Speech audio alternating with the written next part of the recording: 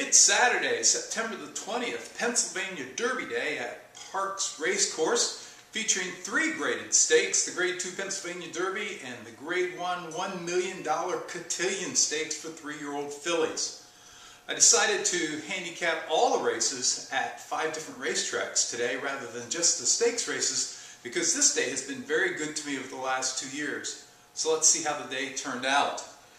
The first winner for me came in the second at Churchill Downs, where I like number 5, Devilish Reason. She'd run her best 2 career figures here in Louisville, and Calvin Burrell had her on the drop from 50,000 to 30,000, riding the rail as they turned for home. Devilish Reason, right up the fence though, up to take the lead. Then Requestada, who fights back on the outside. That was the first winner. In the opener at Gulfstream, I did not go out to the track today because they predicted heavy thunderstorms for the majority of the day, but the storm's not hit yet, so we were still on the turf for the opener. I liked number 9, Fanbase. While the rest of the field had on occasion hit the mid-70s on the Beyer scale, Fanbase had run 7 consecutive races where she had hit the 75, 76 range or better on the turf going 2 turns. She was on the outside, looked to press the pace. Instead, she gunned right to the front before they hit the first turn. At the top of the stretch, it's Fanbase who wheels off the corner, leading by 2. Stall Walking Dude is second. Awesome Attack coming up the inside now. Third, followed fourth by Saturdays for Fun. And there's an 1/8 of a mile to go, and Fanbase is responding. Fanbase and Boca Chica still in front. Awesome Attack's up into second with Stall Walking Dude. It's Fanbase, gate to wire. Oh, check out that price. She went off at 3 to 1. I had doubled the bet. Got back over $40. In the second at Monmouth, number 3, Son of a Chub was my next play. He had debuted at this level and had been second by a neck despite trouble. And then he went up in price, doubled in price value as a matter of fact, and was second again and well clear of the show. Today, he was 6 to 5 as he went in the gate, but 1 to 5 before they hit the first turn. The jockey asked for his run.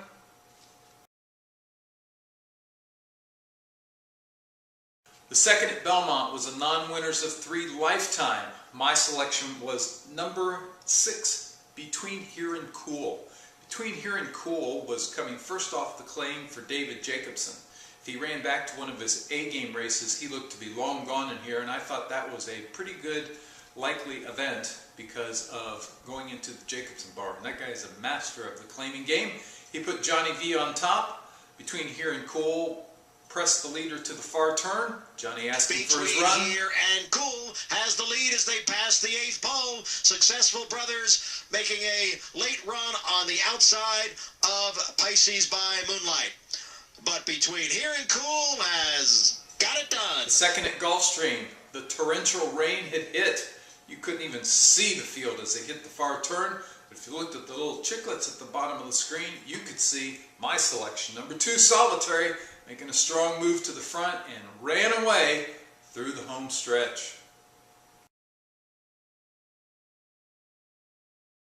The 6th at Parks was a starter allowance, and the condition said for runners who had run for a $25,000 claiming tag or less. Well, Dolly had been running in back-to-back stakes efforts, and 3-back had run in a non-winners of 3 allowance and earned a 106 Beyer speed figure. With top jockey Javier Castellano on board, I thought he looked much the best, and at 4 to 1 on the program looked like a steal. He was even money as they left the gate. Javier had him hugging the rail, and instead of going wide, stayed on the rail into Dolly the is lane. now trying to take his run at the inside as the field comes off the turn.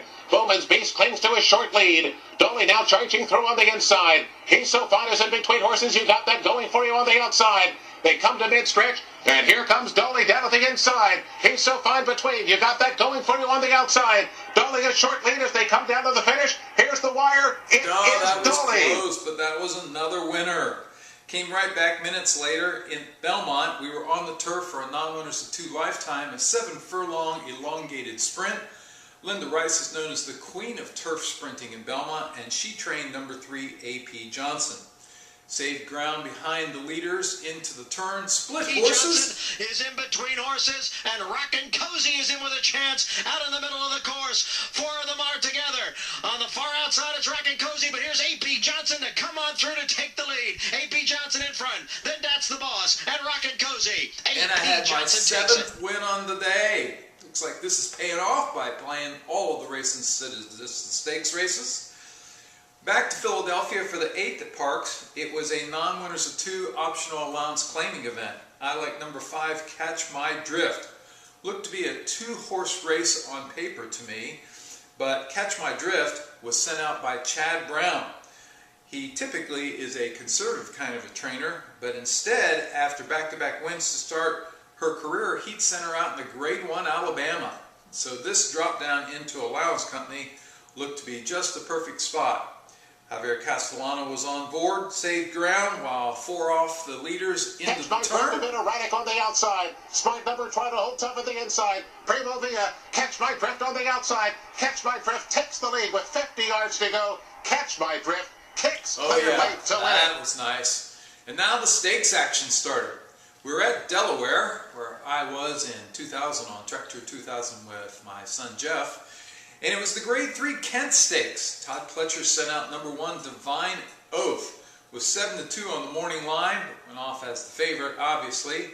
Tracked the leaders on the Delaware turf into the stretch. Saved ground, shot through an opening on the rail. They've still got LaFontaine to catch. They went to 6 and 12 and 1. LaFontaine digging in, but now the rail opens for Divine Oath on the outside. Bouchard, other cheek also trying to rally. Divine Oath toward the inside. Bouchard on the outside. LaFontaine splitting them. It's Divine Oath edging away. Divine Oath, patient ride by Jose Caraballo, wins the Kent Stakes. Divine Oath by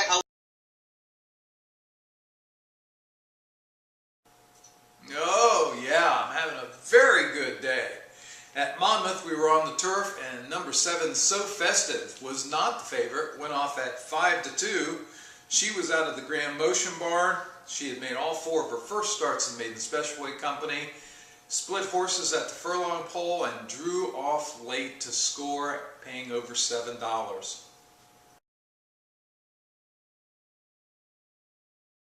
With all of the stakes races on the card, you would think that my best bet would be in a stakes race, and my bet of the day was, but my best bet at Delaware was in a maiden claiming event where I like number 2, Corinthian Luck, on the turf going 1 mile and 70 yards. All 4 of her turf figures were better than any lifetime figure earned by anyone else, and while you have to be careful in maiden races with those kind of number advantages, this one just looked much the best. Sure enough, pressed the pace to the turn, and then it was all over. Corinthian Luck takes command with a 63, veers toward the inside. Have to straighten that horse out there. Corinthian Luck does so nicely, and Corinthian Luck will prevail here. Natenwa Gailey hangs on a second, dancing together. They rally on the outside, I think. Was the Grade 1 $1 million cotillion. And my pick was one of my favorite horses of all time, and that was Untappable. Untappable had been my pick on Haskell Day, which tried the boys after beating the girls 4 straight times. But that day she was wide, didn't seem to take to the track, didn't get off cleanly, and the track was very speed biased. Well, that was my concern today. And watching the earlier races, it looked like the track was really playing to speed. So it was no surprise to me when jockey Rosie Napravnik had her a little bit closer to the pace throughout the race, and when they hit the far turn, Untappable made her move. 46 and 3. They move to the far turn. JoJo Warrior continues to lead the way. Cassatt trying to get to her second, and here comes Untappable. Now she begins to make her move 3 wide as they approach the quarter pole. Sweet Reason in with a chance. She's now gaining ground quickly in behind the front runners, but as they approach the top of the stretch, here comes Untappable, now making her run on the outside. JoJo Warrior trying to dig in down at the inside, and Sweet Reason will try to sustain her bit on the outside. They're coming to the last furlong. Untappable forges a short lead. On the outside, Sweet Reason closing in. JoJo Warrior holding tough. Untappable, short lead with a 16 to go. She's beginning to edge away. It will be the incomparable Untappable. Untappable's got it by a length. Oh yeah, much the best. 50 to win, got back $75. That's my girl, and now it's on to the Breeders' Cup. The 8th at Belmont was the Grade 2 Gallant Bloom handicap. I like number 2, Artemis Agritera.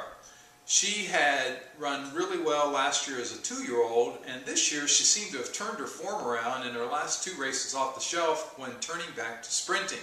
Last time out she'd won a grade 1 race, and if she ran anything like that today, she is going to be tough to beat.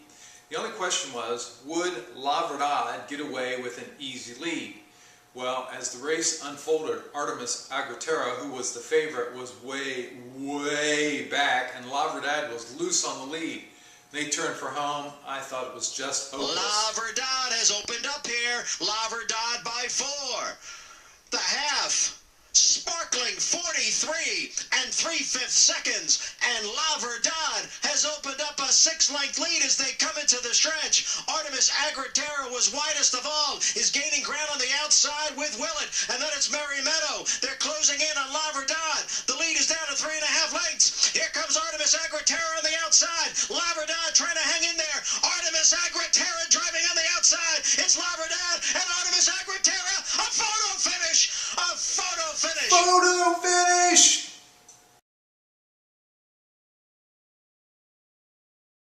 Oh yeah, prime time on that filly, baby. Another winner for this guy.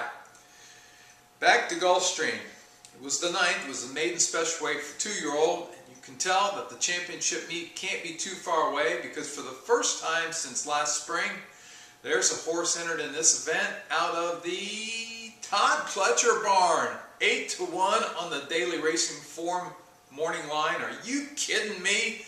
I wrote my analysis. There's one thing you count on. She'd never be that kind of a price. Sure enough, she was 9-5, and I thought that was a juicy price. She looked to be far out of it, but hey, you never give up on a Pletcher filly with top jockey Edgar Zayas making up ground on the rail. Sky Limit Swung did out. work off the fence, trying to track down Little Bit Lovely. Little Bit Lovely lead. Sky Limit coming on toward the outside. Lasting Friendships. Here's Sky Limit trying to time it. Timing it just right. Sky Limit getting up 3 parts of a length. Oh yeah, Sky Limit proved to be my 14th winner of the day. It's going for number 15 later in the night at Charlestown, where they had several stakes races on their card to support the Charlestown Oaks for 3-year-old fillies. The first that I scored in was the Roger Ramey Handicap. Number 1, Lucy's Bob Boy, was my bet of the night at Charlestown. This guy just looks so much the best on form, on numbers, and he had the rail and was the lone speed.